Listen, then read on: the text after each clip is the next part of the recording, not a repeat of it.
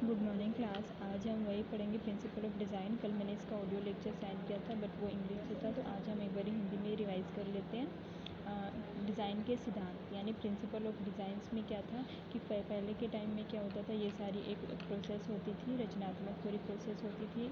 इसमें क्या करते थे, एक डिज़ाइन संदेश का उद्देश्य अर्थ को एक दिमाग से हम क्या करते हैं, बेसिकली जो भी हम सेंड कर रहे हैं इन्फॉर्मेशन या जो भी हम प्रेजेंट करते हैं वो क्या करते हैं, एक माइंड से दूसरे माइंड में ट्रांसफ़र करना मैसेज को, इसी को कहते हैं डिज़ाइन संदेश यानी डिज़ाइन के थ्रू कोई भी मैसेज देना। अर्थ आंशिक रूप से संदेश सामग्री से और आंशिक रूप से संदेश प्रस्तुति से पैदा होते हैं। क्या कहें, जो भी मीनिंग है वो पार्शली एक मैसेज के थ्रू यानी जो भी हमारा कंटेंट है वो क्या है, और पार्शली प्रेजेंटेशन हम कैसे प्रेजेंट करते हैं उस चीज़ के थ्रू हम उसको सेंड करते हैं। संदेश सामग्री आंशिक रूप से कॉपीराइटर से आती है, ग्राफिक डिज़ाइनर से बड़े पैमाने पर संदेश प्रस्तुति करना। डिज़ाइनर के दृष्टिकोण से यानी डिज़ाइनर के पॉइंट ऑफ व्यू से जिस संदेश को संप्रेषित करने की आवश्यकता होती है उसके दो स्तर होते हैं, मतलब दो लेवल्स होते हैं। फर्स्ट जो प्राथमिक अर्थ यानी प्राइमरी मीनिंग होता है वो होता है कि कौन सा डायरेक्ट मैसेज हम सेंड करें, मतलब direct message of a word, sign और इमेज, यानी जो किसी शब्द, चिन्ह या छवि को सीधा संदेश है। सेकेंड मीनिंग बताया गया है कि जो समग्र डिज़ाइन द्वारा व्यक्त सुझाया गया, यानी हम कैसे उस चीज़ को प्रेजेंट करते हैं। डिज़ाइन के सिद्धांत पृष्ठ पर टेक्स्ट और ग्राफिक्स को व्यवस्थित करने के प्रभावी और मनभावन तरीके समझाते हैं। क्या कहा, कई सारे हमें टेक्निक्स देते हैं।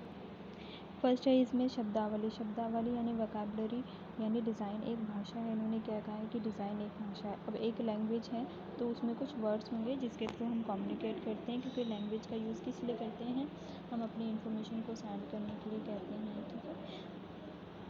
हम भावनात्मक रूप से डिज़ाइनों का जवाब देते हैं। एक भाषा होने के नाते एक डिज़ाइन में एक शब्दावली होती है, क्योंकि एक हमने क्या कह दिया कि एक लैंग्वेज होती है तो इसमें एक वोकैबुलरी यानी शब्दावली होती है जिसके माध्यम से डिज़ाइनर अपने इच्छित संदेशों को संप्रेषित करता है।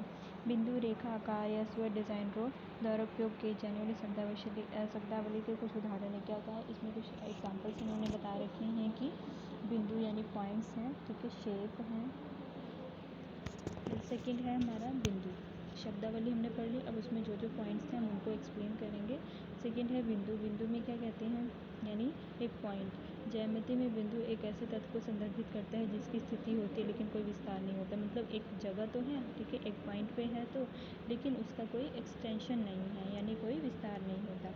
डिज़ाइन में यह एक ऐसे तत्व को संदर्भित करता है जिसे स्पष्ट रूप से एक संरचना के रूप में दृश्य डिज़ाइन में एक क्रिया के रूप में देखा जा सकता है। क्या कहा इन्होंने कि एक ऐसे एलिमेंट को प्रेजेंट करता है जिसे स्पष्ट रूप से एक संरचना के रूप में देखा जा सकता है।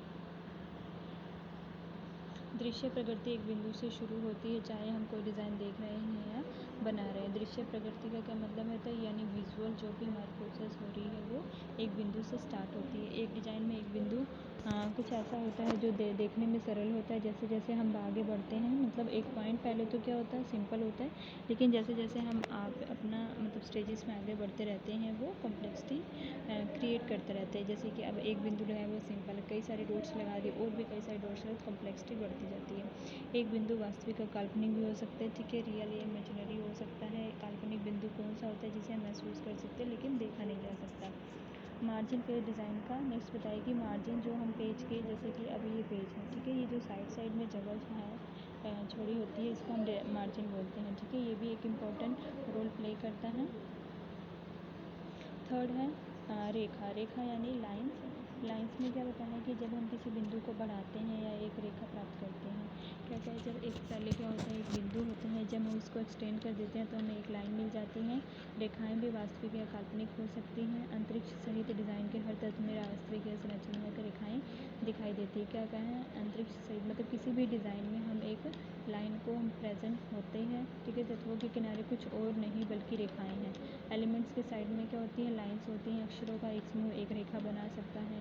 अगर हम लेटर्स को लाइन में लिख दें तो वो भी एक लाइन क्रिएट कर देता है। किसी पुस्तक के टेक्स्ट ब्लॉक के चारों ओर एक सफ़ेद स्थान को संरचनात्मक रेखा के रूप में माना जा सकता है। अगर कोई बुक है ठीक है, उसके साइड में जो भी हम उसको एक लाइन के रूप में मान सकते हैं। दो या दो से अधिक तत्वों के संरेखण में होने पर एक काल्पनिक रेखा को महसूस किया जा सकता है। अगर हम दो से अधिक तत्वों को कंबाइन कर दे तो उसको भी हम एक लाइन के रूप में देख सकते हैं। तत्वों के बीच कोई ऐसा रेखा दिखाई नहीं दे रही है, लेकिन कोई यह महसूस कर सकता है कि एक तत्व एक काल्पनिक रेखा द्वारा दूसरे से जुड़ा हुआ होता है। रेखाएं क्या होती हैं? सीधी या घुमावदार होती हैं, भारी या हल्की होती हैं, चिकनी या खुरदरी होती हैं, निरंतर या टूटी हुई भी हो सकती हैं, वास्तविक या काल्पनिक भी हो सकती हैं।